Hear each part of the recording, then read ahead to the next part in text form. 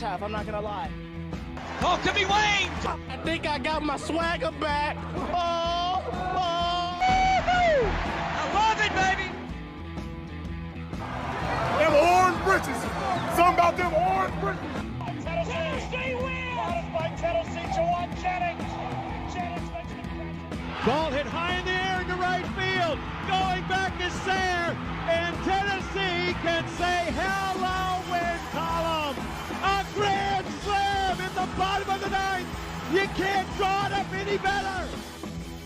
We just won a basketball game, and we're very happy right now. McGrath for the win. He got it. If you don't like college football and you watch this one, I'm not sure what your problem is.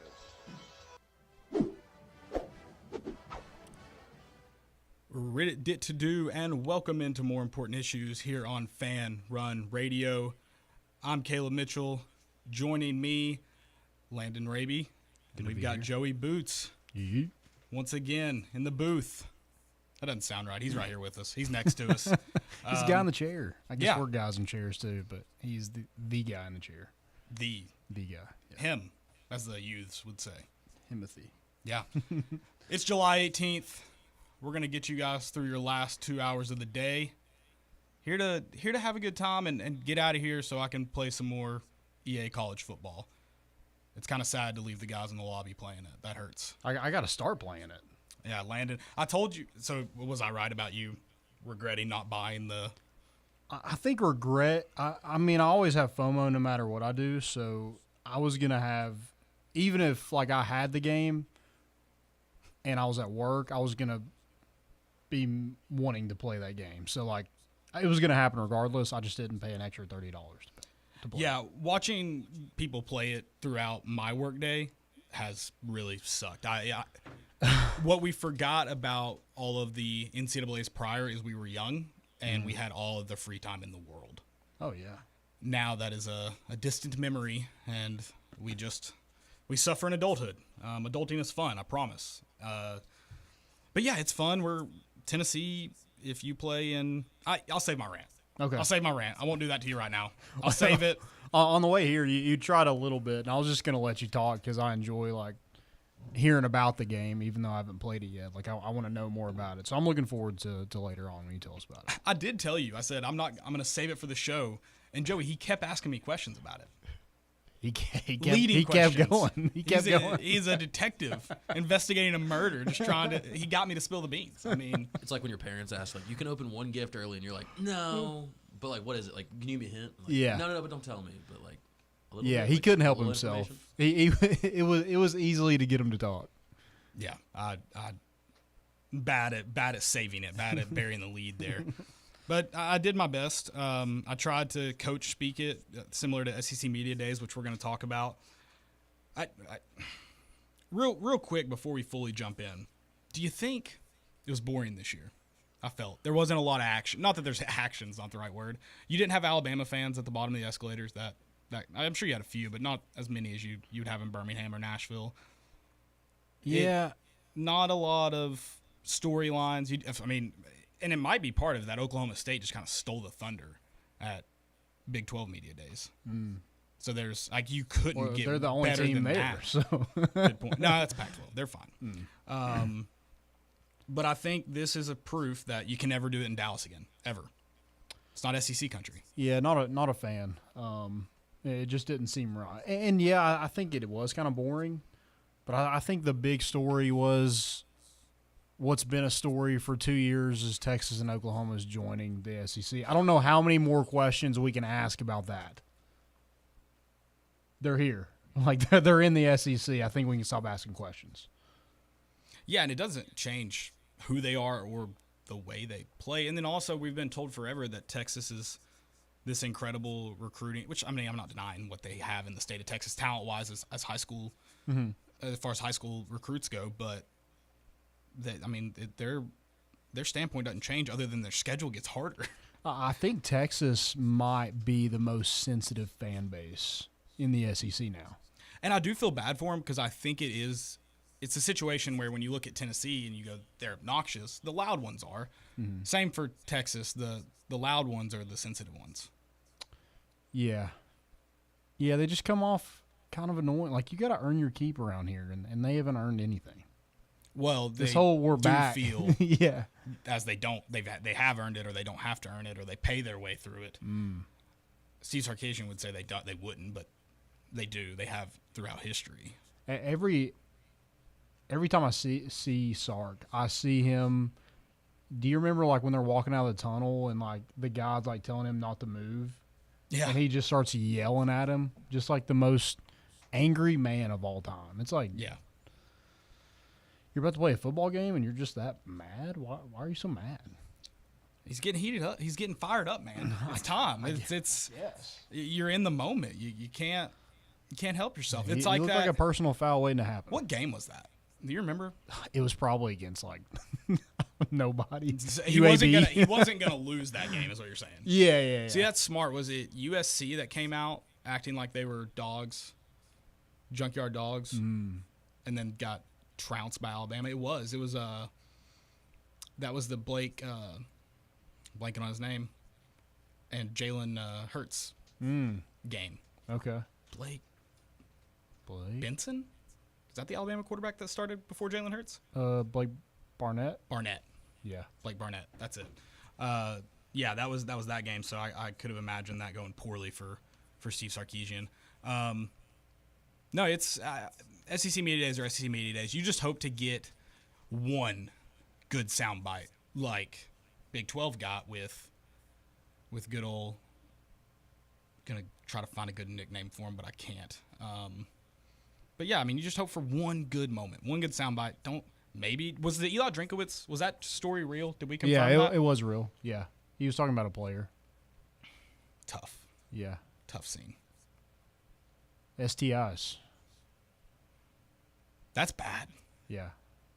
That's not bad. It's not that. It's just dumb.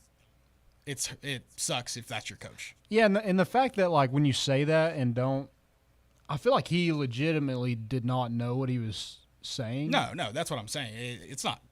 Yeah. It's just you don't want to see your coach do that. Mm-hmm. So all, I don't know, 1,500 Missouri fans, they're hurting. Yeah, wherever They're just Eli like, "That's Drinkowitz embarrassing." went to high school and did sex ed, probably didn't do a great job. It was probably in the South. Yeah. Just not the same education. Yeah. Didn't happen. Oh. Yeah, I need – are they – SEC Media Days, they going to Atlanta next year? It will be in Atlanta, yeah.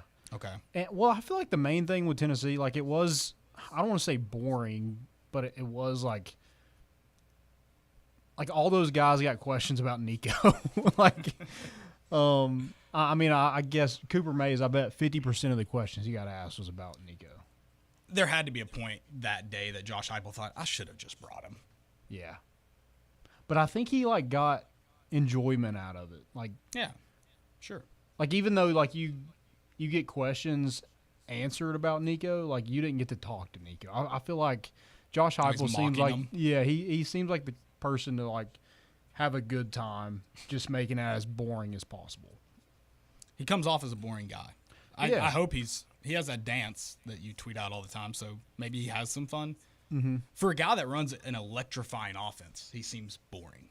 He's got to save it. True. Yeah. He should stop saving it so many times during games. Like, go home and be boring. Don't be boring out here. Yeah. Yeah, it was I mean, I don't really have a lot to say for Tennessee. I mean, there were some sound bites for other coaches, but Tennessee, it was more like it's a good story that Keenan Peely is still in college football, I guess, is one thing.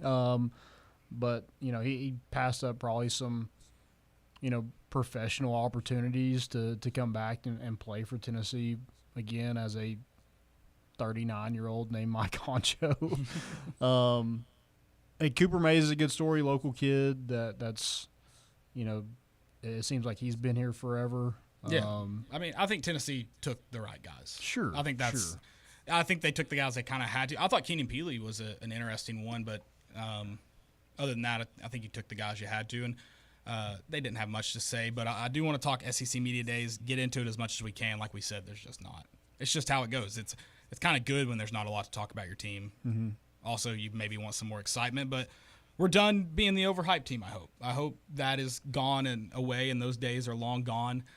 We'll get into SEC Media Days a little bit more. We're going to go to our first break. After that, we'll head on over to Dallas and talk about that.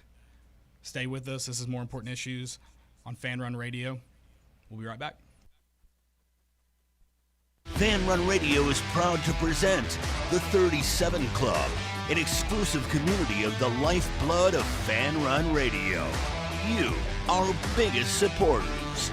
With a membership to the 37 Club, you receive exclusive content like podcasts, blogs, and videos, giveaways, and access to exclusive merchandise and events. So join the 37 Club today by going to fanrunradio.com. Hey, this is Jamie Eady here at Volunteer Auto Group, and if you're looking for a quality pre-owned vehicle at a reasonable price, then come see us and take a test drive today. Here at Volunteer Auto, we've helped several UT athletes find great cars for their time here in Knoxville. Players like Brew McCoy, Zakai Ziegler, and Hunter Inslee have all shopped here at Volunteer Auto, and so should you. Shop where they've all shopped. Volunteer Auto Group, 1501 Callahan Drive, or online at volauto.com. Remember, winners shop here. Hey guys, it's Logan Quinton from the 920 Podcast and Fan Run Varsity Spotlight. Yes, it's the Cookie Man, and I'm here to tell you about something sweet. Crumble Cookies is the fastest growing cookie company in the nation. After only 4 years, 500 plus stores are in operation in 50 states, with many more in build out. Just a reminder to go see the Crumble crew at Parkside Drive or Clinton Highway. And please, come check out the new location in Maryville, 1765 West Broadway, Suite C. Who's ready to watch your Southern League champs take the field for a fantastic 2024 season? Your favorite nights are back, like Star Wars, Margaritaville, 4th of July, UT Night, and so much more. And don't forget, awesome daily promotions too, like All You Can Eat Wednesday, Thirsty Thursday, Summer Fireworks Series, and Family Fun Day Sunday. Get your tickets for your favorite night now at SmokiesBaseball.com. You can host the best backyard barbecue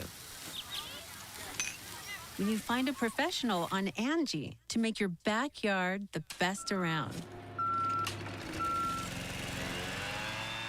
Connect with skilled professionals to get all your home projects done well, inside to outside.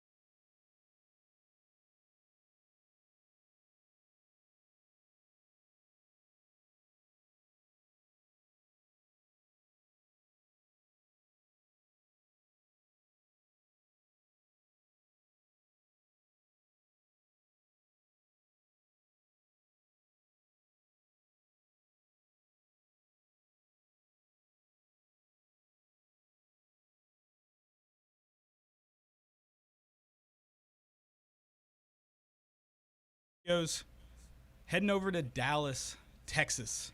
SEC Media Days wrapped up today. You heard from all the head coaches. The new guys are officially warmed up. That's another good thing. You talk about boring. I feel like it's Alabama fans may argue it's a bad thing, but you haven't heard any. What if he just went in there and just Jeremy Pruitt at his first press conference, Kalen DeBoer? That's really great. Oh, I was thinking nobody got crapped on more at SEC Media Days than former Alabama coach Nick Saban. To be fair, he did some of it himself, and he gave a nod to Josh Heupel. He said he's probably the only coach that isn't glad I'm retired. He hung 52 on me. That's facts. It is. Yep. And then he kind of rolled with it. I thought you were going to say Paul Feinbaum though. Oh, no, I'm talking about Nick Saban because, yes, he didn't get into SEC Media Days because he forgot his credential. And Tyler Booker, a guy that Nick Saban recruited to Alabama, was asked about Nick Saban not picking them to win the SEC, and he was like, I'm not worried about a guy who plays golf all day. Oh. Yeah. So. Okay. I mean, weird thing to say when he's not your coach anymore. Also, a guy that recruited you, I feel like that's kind of awkward. I love it. I'm sure. I love it. Yeah. That is true. I forgot about it's felt like a long week. We got off to such a hot start in Dallas with Nick Saban being denied entry. Mm-hmm. Which we did talk about a little bit on Monday, I believe. Yeah, we did. Yeah. Okay. Listen, my memory's just getting back to me. It's coming back. Yeah, hot start and then fades into boringness and whatever. What are you gonna do? I guess real quick before we talk Tennessee, I did mention the Lane Kiffin. If you didn't see his spat, is it fair to call it a spat? They got into it, not into it, but you get it. Who? Him and Paul Feinbaum. Oh yeah, Calls out Paul Feinbaum. Yeah, it was a calm spat. I get in the context of the situation, you wouldn't want to be compared to Miley Cyrus, but being compared to Miley Cyrus kind of rocks. So I don't know why he's so upset. Yeah. I mean, she's made. What did he say? Like, she's doing well. Something. Paul Feinbaum said that Kiffin apparently doesn't like her, and I mean they're similar. They both come in on wrecking balls and destroy. Yeah, they probably get up and leave in the middle of the night sometimes. Oh, that kind of girl. Yeah. Okay. I think it's a great comparison. I like that Paul Feinbaum didn't back down. And Lane Kiffin is very red. He spends a lot of time on his boat. Paul? Lane Kiffin. Oh, yeah, he does. He is very red. Very red. He's almost looking crimson. He's almost would have been a great Alabama candidate. Okay, I was thinking more like turning into like a land shark. Okay. Kind of thing. Getting there. Even though I don't really know what that is. I hate that I was going to save this one for later on in the show, but while we're talking Mississippi, what about Mississippi State declaring that they're the premier program of the SEC? That, in my opinion, is the most absurd statement that was made this week. Oh, that was real? Yeah. Oh. Yeah. Oh. Like that's just premier. How? I think. Like, was there any context? Or is that just like a no context quote, like Eli Drinkwitz? I think it was Jeff Lebby. Okay. Commented on Mississippi, Ole Miss, and Lane Kiffin's come to the SIP, and he was just saying that he said we're the Mississippi, we're the Mississippi program. Which, to be fair, if you have to put state behind your name, I think you already lost that battle a long time ago. Yeah. I'm not saying that's the case for everyone, but you start behind. Is there a premier program in the state of Mississippi? Because Ole Miss puts Ole in front of theirs. So, we're last week's news. I think that's a valid question as well. But come to the SIP's annoying. Mm-hmm. If one team deserves it, I feel like it has to be Mississippi. The team that bears the state's name without adding to it. Well, who's the better team year in and year out? It's Ole Miss. So. Yeah, they had a few good years with. I'm gonna stop saying names tonight. Dan Mullen. I can't remember names. Yeah, is he wearing some? Where's he at now? He was SEC. just an analyst. He was an SEC. Was he? I don't think he was just SEC. He was just ESPN analyst. Okay. He did some games, but I think he spent a lot of time in studio as well. And speaking of that, did you see Randall Cobb will be a studio analyst this season? I saw that. That's pretty cool. Yeah. Like Randall Cobb. Wish he would have went to Tennessee, but I don't think it's Randall's fault. No. I think that's Phil Fulmer's fault. Yeah, that's true. Which he wouldn't have played quarterback, right? He did. And but he didn't play quarterback at Kentucky either. No, he didn't. But I think that was more about getting in late on the recruiting, and it was just a bad job by Tennessee. From all accounts, is what it looks like. It's a bad job by Tennessee. But that's cool to see him on the SEC network. I think I haven't seen him on camera much, but just based on his football knowledge and experience, I gotta imagine he's gonna be a good voice in the studio. It's gonna be weird not seeing him with wherever Aaron Rodgers is at. That's strange. Because he went back to Green Bay. Correct? Yeah. Raiders? Where'd he go? I thought he went to the Jet. I thought. Oh, yes. Randall Cobb? Yeah, he went did. to the That's right. Jets. That's Yeah. right. That's right. But didn't he go somewhere between Green Bay and the Jets? I thought he did. Don't quote me on that. Maybe. Who knows? We'll never. The He world was will probably never on know. my fantasy team. Yeah. I like to pick local guys, and they never really do anything for me. So. Talking Tennessee at SEC Media Days real quick. We mentioned it. Landon said it. You didn't take anybody. Nico would have been fun for the fans, and the media would have loved it. Oh, my gosh. I'm shocked we didn't read an article about how it's crazy you don't take your 5-star quarterback, your presumed starter. Mm-hmm. I'm surprised we didn't get any criticism from it, but it makes sense, and you took the guys you feel like you had to. Your obvious leaders, and Cooper Mays even got into a few weeks ago. We talked about who we think the most important player is on this team, and I thought it was a great – it wasn't who I picked, and I like mine too, but I thought yours was really good with Cooper Mays. I think he's incredibly important to this roster, a veteran, good leader, really, really important to that offensive line and that offensive unit as a whole. Yeah. Obvious pick, good candidate to go. Amari Thomas kind of fits that same mold as Cooper Mays on the other side of the ball. Strong interior lineman. I mean, anywhere's number 21. Yeah, it's pretty sick. Pretty sick. And then let's talk about Keenan Peely a little bit. Those guys, I feel like we could – you get it. Mm-hmm. They are who they are.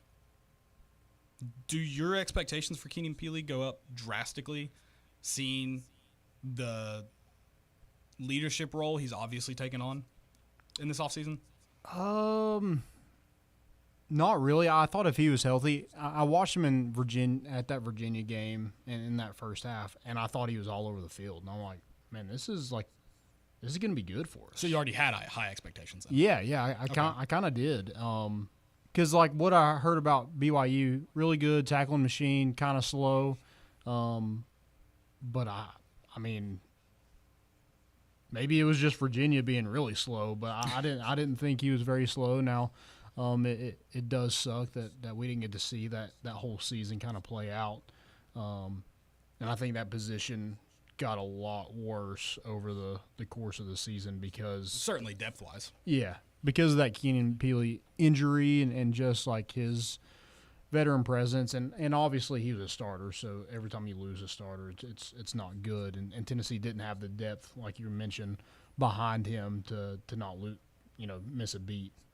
But yeah, I think I already had pretty high expectations for Keenan Peely and this linebacker room. I just think it should be a lot better, in my opinion. Yeah, I agree. This linebacking group should get better. They have to get better. Mm-hmm. I think your secondary gets better slightly. Yeah. I don't know how much. I don't expect much. I kind of am expecting a lot of growth from that linebacking group. Yeah, agreed. I mean, you had two guys that flashed a lot last year, and Carter and T-Lander, and Caleb Perry's been in the system. They like what they got in Edwin Spillman, so I think there is quality depth there, and quality SEC depth. Yeah. Like, those are legit guys that, had offers from Georgia and Alabama. Mm-hmm. And, Keenan Peely, maybe not, but he is, he's played a lot of football in his career, whereas, he's kind of turned himself into an SEC linebacker over the course of his college career. Yeah, and certainly hope that's the case with him. They should be a lot more athletic at that position too, just like the secondary. For sure. I think you certainly lose some skill and obviously leadership and a lot of playing time to graduation draft this past season. But I do think those young guys, they got a lot of playing time. Mm-hmm. They played well. I mean, not excellent, not great, but they played well. Talking about Aaron Carter, Jeremiah T-Lander, Caleb Perry. I expect a lot from Jeremiah T-Lander. I expect that jump. Last year kind of felt like he was go out there and just find the football. Yeah, for sure. It felt like a lot of athleticism, maybe not a whole lot of football IQ. Mm-hmm. I kind of think now that you've been in it, not to say that he didn't make great plays, that he was in the right spot at the right time. Just I love the way he flew around the field, and felt a little bit at times like it was just go play football. Yeah. I'm hoping now that translates to you're playing linebacker in the SEC and you're going to be in the right spot at the right time and make the right play and find the football. So I expect a lot of growth in that room, and I hope it does. I think your front seven, we already know what the defensive line provides. I think your front seven can be one of the better ones in the country. Yeah, I agree. I think the defensive line just helps that linebacker group, and kind of vice versa. I think that linebacker group should help out that defensive line at times. And I think you have the guys to do that. No offense to Elijah Herring. I just think at times, and these guys got to go prove that they're better in pass coverage. But there's times last year where it was kind of a liability. There, and I think a lot of teams took advantage of it. Absolutely. This kind of turned into the linebacker position preview. We're going to preview the defensive line here shortly, but I do want to hit one more thing for the SEC Media Days. You talked about how sensitive Texas fans were. What are you thinking? Horns down. It's a loud, boys. They have released the hounds, if you will. Yeah. Horns down is in. Nothing offending to the senses, which I thought was a hilarious phrase that they need to do something where I can hear the referee's thoughts. So when they see something occur, the thought process has to be, is that offending to the senses? Yeah, I think the kind of where we're at like a standstill right now. They said that they're not going to throw a penalty flag for that because it's not harming anybody or taunting or anything like that. But at what point does something's got to give? Either like people get tired of doing it because it doesn't get a reaction, or Texas fans just create this huge uproar about horns down, and then it finally becomes a penalty at some point. Well, it makes me maybe the rules changed. It's still dumb, but John Kelly didn't gator chomp in anyone's face in 2017 at Florida. Yeah.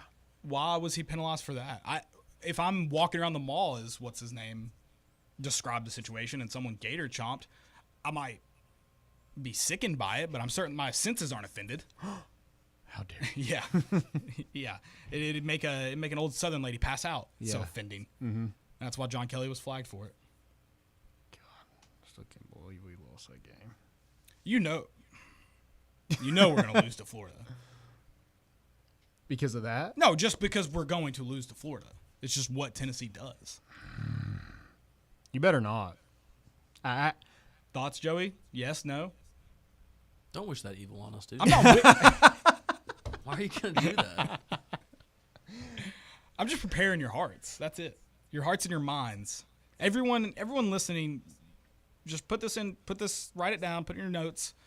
You're saying if we brace for impact, it's not going to hurt as bad? Is that what you're saying? If the Titanic had prepared, they would have never hit that iceberg. You want to put some money on it? Steer the ship. I don't. On the Titanic? My heart's already yeah, I'd lose that bet. My heart's already on the line here.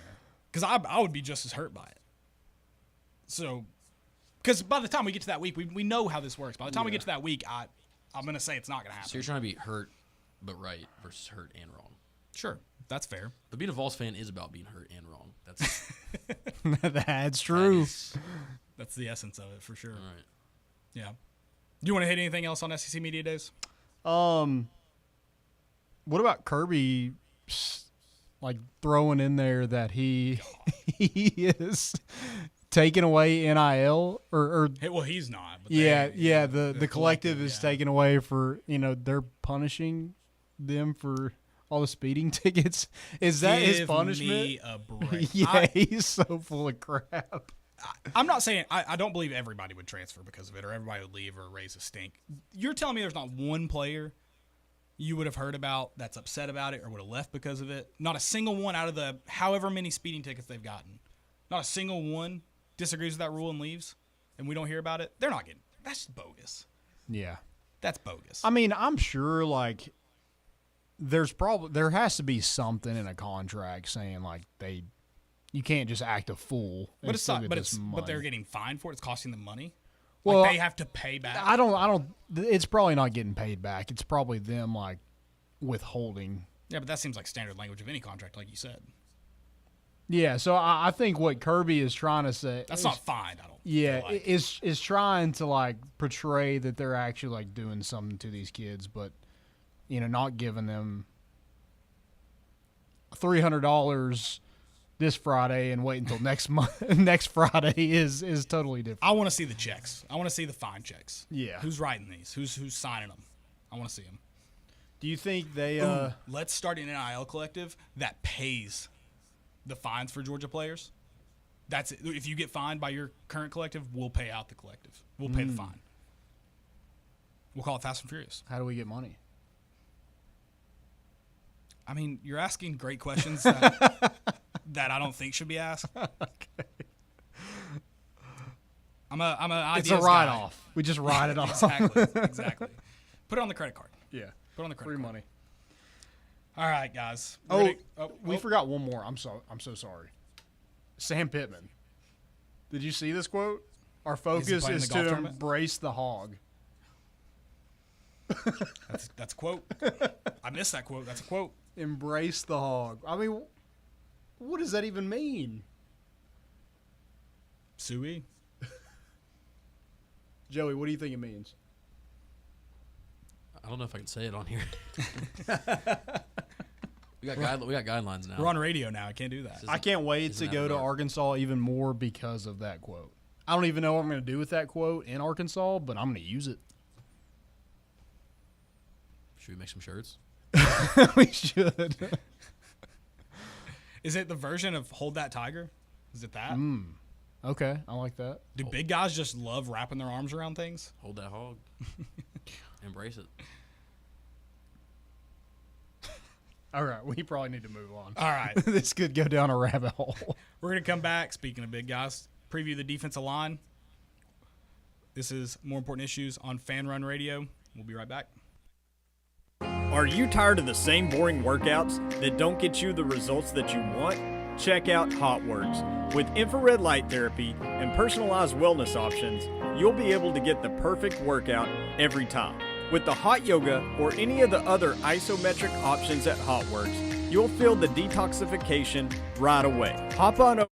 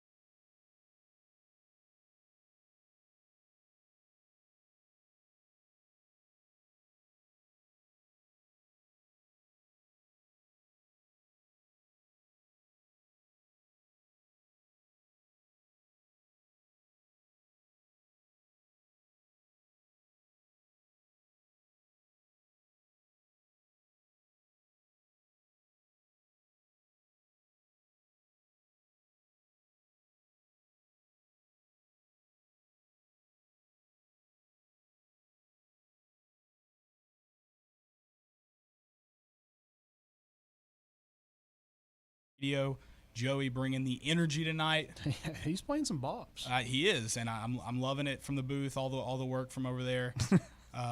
He's embracing it. He's embracing something, and we're gonna embrace a lot here.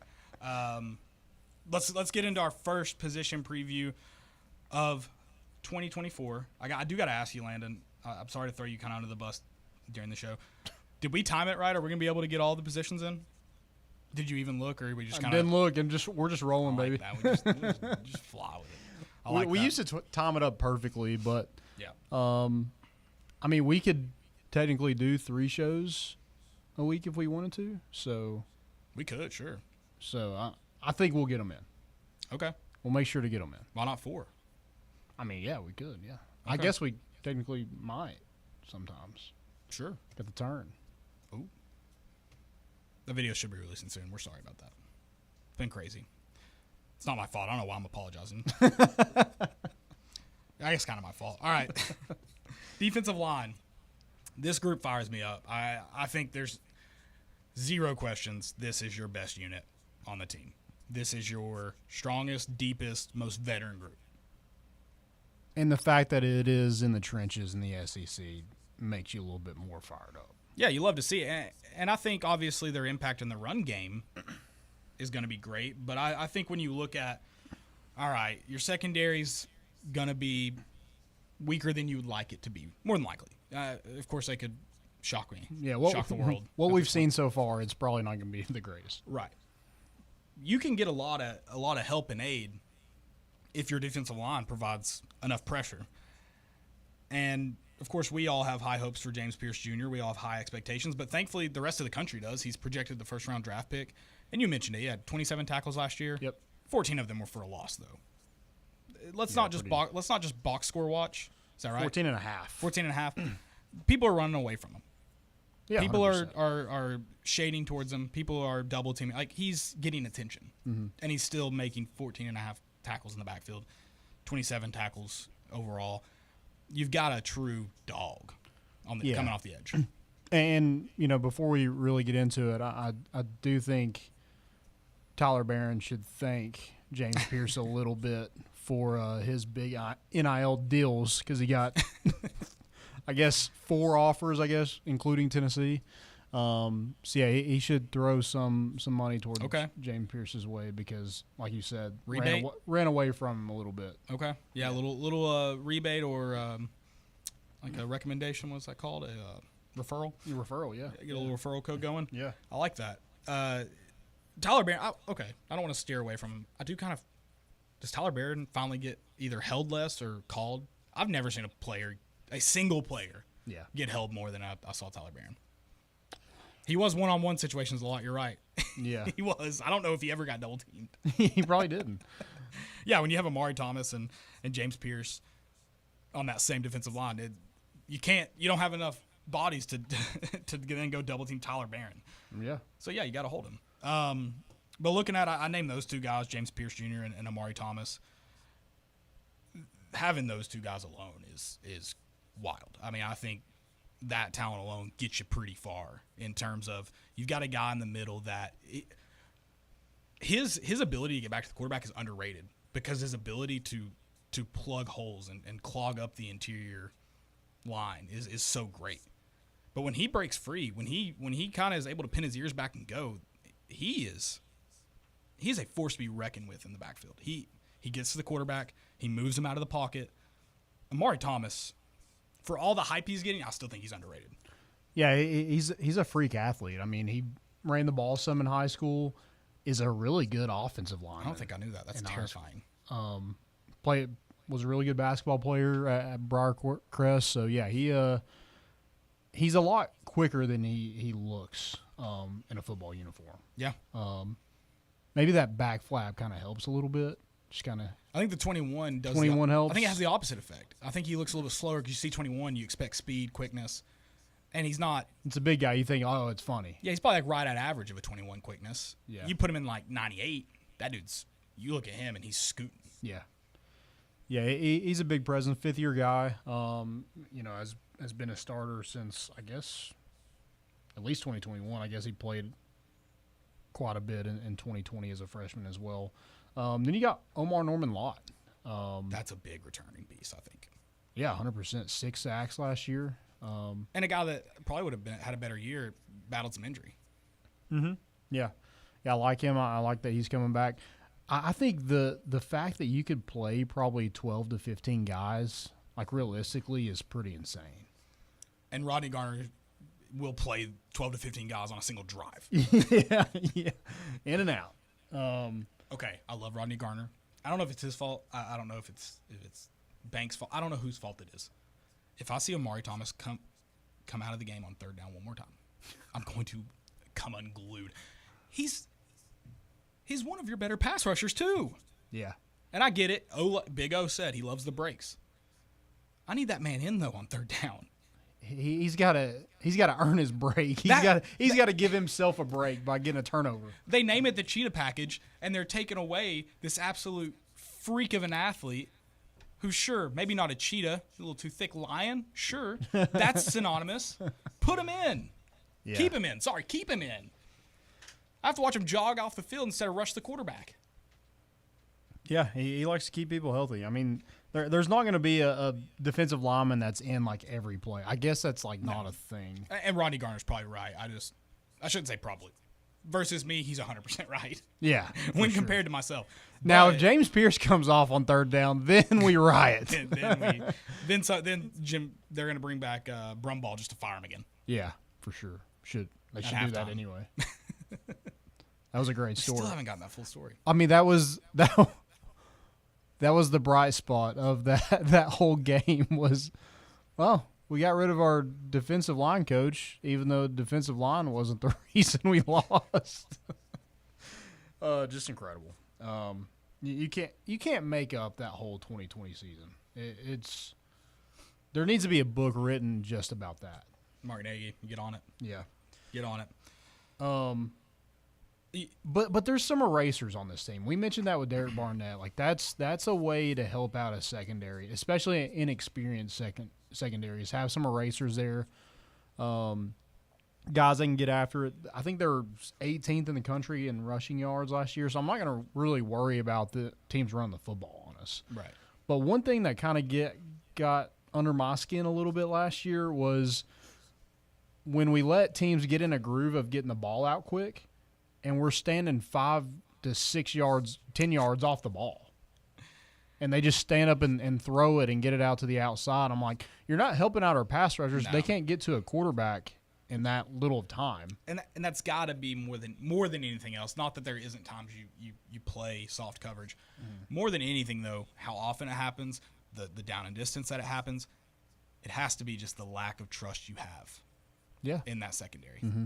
And switch it up. Like, if you're going to give some cushion, maybe to bait them, but then, like, there has to be a point where you shut that down and press. And like you said, trust your defensive backs to make a play. Trust your defensive line that has so much hype, could be one of the best defensive line in the country. Trust them to go get them before they're able to break free. I think that's the biggest thing. When you're asking your defensive line to pin their ears back and go, but the quarterback, he doesn't need all day. I mean, yeah, there's times where quarterbacks get it out so fast where they don't even have to have offensive linemen lined up. James Pierce is still in a spin move. yeah. They just have to stand there and they have to run around them, and by that time the ball's out. Right. Yeah, it's something. I mean, this defensive line is going to do a lot to erase some of the mistakes, but you also have to put them in positions to erase mistakes, which I think was kind of what you're getting at mentioning that.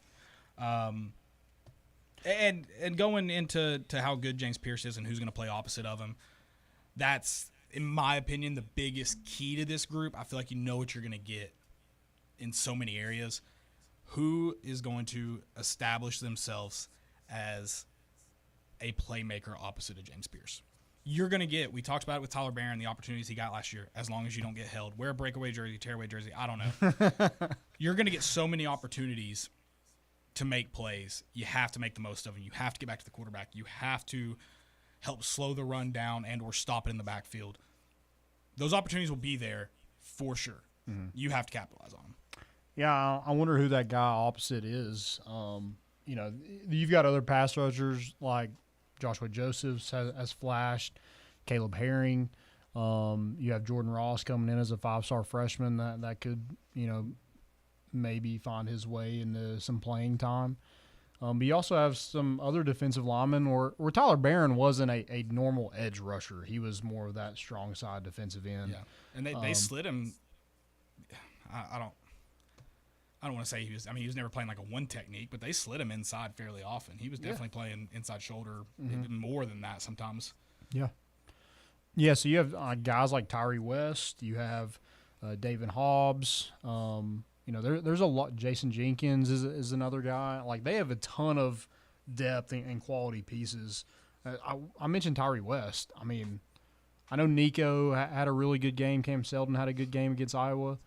I mean, Tyree West might have been your best player on the. James Pierce had a good, but Tyree West was. He scored a touchdown. Yeah, 4 tackles, 1.5 sacks. I mean, he kind of came out of nowhere in that game, and it was just like, man, I wish we had like more games where we could watch this guy just flourish. So I'm excited to see him this year too. Yeah, and I think that's one of the guys you'll see more often opposite of James Pierce Jr. I know he didn't have quite the year we wanted him to have last year. I would love to see Joshua Josephs get more opportunities opposite of James Pierce, rather than just being a guy that comes in for James Pierce. I think he's not a Tyler Barron, because you mentioned Tyler Barron's more of a traditional defensive end. He can play that inside technique. I just feel like there's so many opportunities in the offenses you're going to play to put an edge rusher that's similar to James Pierce opposite of him and let him play.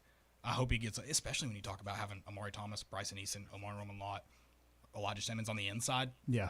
I think it's even more, you have more of a reason to, and I don't need to see that every down. I don't need to see it for 4 quarters. I just think when we're talking about these third down packages, that's a situation that Joshua Joseph should get every time, in my opinion. Yeah, I agree with that. And I think Bryson Easton's another one. He's another freak athlete from that Memphis. He played middle linebacker in high school. Yeah, now he's playing defensive tackle in the SEC. He's going to line up on a center sometimes in the SEC. Yeah.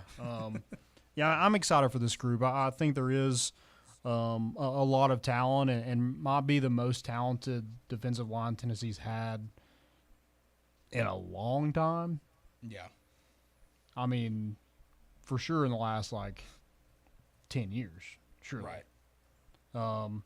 I think one kind of, question mark I have for them is can they – who is going to be the guy – that picks up the production from Tyler Barron? He was productive. Yeah, absolutely. I know, people give him a lot of crap for the NIL stuff and him just wanting to jump ship and find the biggest bag possible. But he was productive and was a really good player for Tennessee. So I think they need somebody to kind of come in and match that production, whoever it is. They got some newcomers, Jamal Wallace, a JUCO player, Jackson Moy from Stanford. I mentioned Jordan Ross. I mean, there's some guys that should be plenty capable. Just need to see it. Yeah, absolutely. Excited for this group. I think it is going to be your best group, but I hope they have the year that we're expecting, and everyone else kind of helps pick it up around them. Yeah.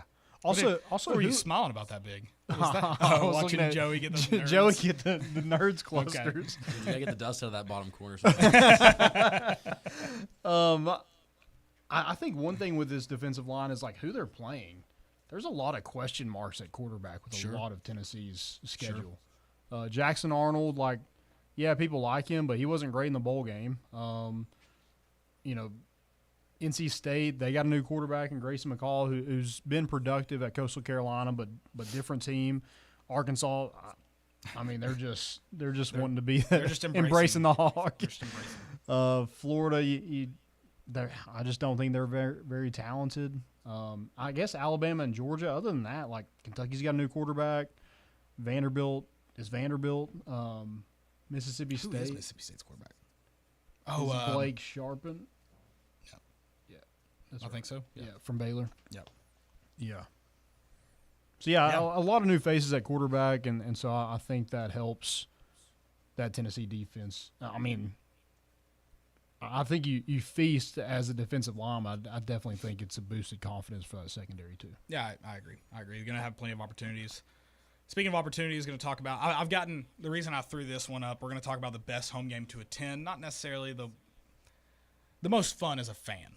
I've had a lot of questions this week about tickets. I don't know if y'all have. Not just about Morgan. I've had Morgan Wallen questions, but also about football games. Ticket prices are insane. People are trying to get in early. I'm not selling my season tickets. I would like to clear. I'm not selling them a single time. I have a short list of people I call if I'm not going. If you don't ever hear from me, you're not on that list. Just stop. But I want to talk about the most fun to attend, because I've had some people ask. Not necessarily the best one to attend. Mm-hmm. The most fun to. Which one should I spend all my money on, or which one should I take my kids to, which those could be two different answers. But I thought it was interesting because when you look at last year, obviously not really big wins. The home schedule lines up a little bit better, hosting Florida and Alabama. But last year, I think the most fun game to probably attend was South Carolina. Maybe A&M. A&M, not so much for the game, but it was a fun, fun environment, though. It was a fun environment. It's probably South Carolina. It probably was South Carolina. That was a night game. It ended up being a night game. I don't know if it started. 6 or 7 p.m. It was late. It was a late start. Cool. Yeah, it definitely had to be South Carolina. Night games in Neyland, they just hit. Tennessee wore black uniforms for that game. Mm-hmm. Those games just I want to see him in orange. That revenge tour. The revenge tour. Yeah. Spencer Rattler got by Richard G. West that night. Yeah. Kamal Hadden had that pick six. Yep. Beautiful. Yeah, it was South Carolina, I'd say. It Most definitely fun overall to attend, probably South Carolina. Texas A&M kind of felt, it was so much fun for me, it felt like a classic Tennessee game. That's the Tennessee I grew up watching. It felt like the Big Ten. It was awful. Yeah, it was the old SEC. Yeah, it was horrible. So I thought about this year, what's the most fun? And guys, I wouldn't bank on Alabama. I hope it's Alabama. Yeah. I wouldn't bank on it. I think it's, unfortunately, if you're going to spend your money, you got one game to go to. I'm thinking it's Kentucky. Yeah, I would agree. It's November 2nd. It's probably a night game, usually how it shakes out. Nights in Neyland are fun. It's Florida, right? Is it? Kentucky has to be a night game. Halloween weekend. Or are you saying Florida's the best game to go to? Yeah. Fun? Dude, Kentucky, you're right. It's Halloween weekend. But you beat Kentucky. But you beat Kentucky or you beat Florida. Which one are you? Yeah, but we're talking just the most, like, the time in Neyland. Like most fun. I'm talking about, like, from the gates, walking into the gates, leaving. Okay, what if they're both night games then? That's different. But also, because they both could be. They don't also, Landon, who does Tennessee beat every time in Neyland? If you're spending your money right now, I think you got to get Kentucky. I mean, if you're putting money, if there's money at stake, but if you already have tickets, sure. Like, what game are you most excited about attending? I mean, yeah, Florida's got the rivalry piece. Like, that's the fun, like the more meaningful, I guess, if you're gonna talk about meaning. But like, I don't know, something about that Kentucky game just gets people, like, because you're not stressing. You're not like, we're gonna like, this is like Florida. You just said it, like, you're like, we're gonna lose to Florida. You wake up knowing it's a night game. You know, Halloween weekend was just around, like, falls feeling like fall. You're in dark mode. Like, everything just kind of falls into place. You're not stressing that, like, we lose. I mean, at this point, how many games it would be? Like 8 games. Kentucky. Yeah, and we've just played. This will be the 8th game. 8th. I can't count 8th. Okay. Yeah, so it'll be 8 games. I mean, you're gonna have a good feel. I don't know. Everything just kind of lines up for Kentucky, knowing what you know. I mean, Florida. I mean, yeah, but I mean, if you're going, well, I'm thinking like, yeah, that game is even bigger if you beat Alabama. If you beat Alabama, it blows both of them out of the water. So it doesn't matter. I think you have to talk about, like, right now, because, like, again, Bama, you've got that thing where you're like, I just don't. I mean, well, and they're still going to be really talented. Right. Things could line up in your favor, but sure, they're going to be really talented. I wouldn't bank on it. Florida, I'm sorry, you have to beat them. We should have beat them last year. We made the trip. You have to beat Florida this year. You have to. I think Kentucky's going to be more fun overall. I'm sorry. I'm sorry. We always beat Kentucky. Kentucky's Kentucky. And Danny White, I have a free idea for you. This is completely free. I won't charge you my normal consultation fee. You bring out Tennessee basketball, and you give them their SEC regular season championship at the Kentucky game. Then the next break, you bring out Tennessee baseball, give them their regular season SEC championship trophy. Then the next break, you bring out Tennessee baseball again. You bring them their SEC tournament trophy. And then, fourth quarter, you bring out the national championship baseball team, and you give them their trophy. And Kentucky fans just have to watch it all. I like that. Wait, what were so you said basketball. What were the two in between and then baseball? I was just ready for baseball to be in that. I thought you were just going to go. Tennessee baseball regular season champs. Oh, you're just going to hammer the baseball 3 times? 3 times. And Kentucky had a chance to win all 3. A real chance. Okay, that's fun. And you got to show do them at halftime, too. Sure, yeah. Do whatever you want at halftime. I don't know. Dude, I want to halftime. We just have Tony Vitello bring the beer barrel back, marching during halftime. Yeah, you hear the glass shatter. Yeah, that's a free idea, Danny. You can use it. I'm sure we have something else we could parade in front of their face. I'm in. Just nothing off the top of my head that came to me right now.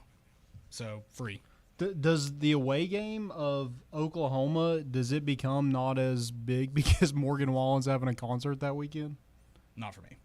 I'm talking about just like going to the game. Are more people going to not go to that game now because of that? I'm sure, but I don't. Not me. I don't know that.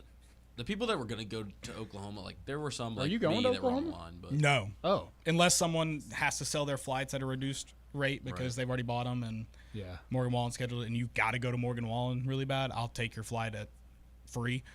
That's why I think most people that were committed to going to Oklahoma, like hotel, kind of have to airplane, and a lot of them already have that stuff booked. So I mean, they either weren't really able to, or let's just be honest. Yeah. Morgan's young.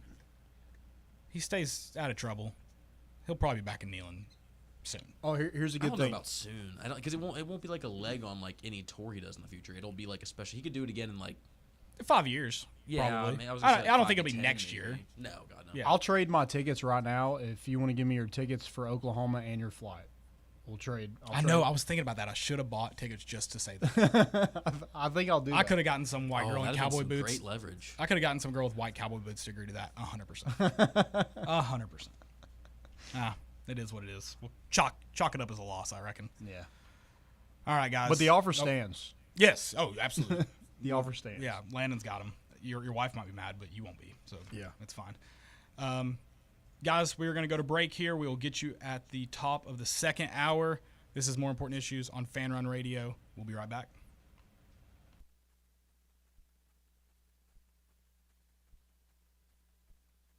Are you tired of the same boring workouts that don't get you the results that you want?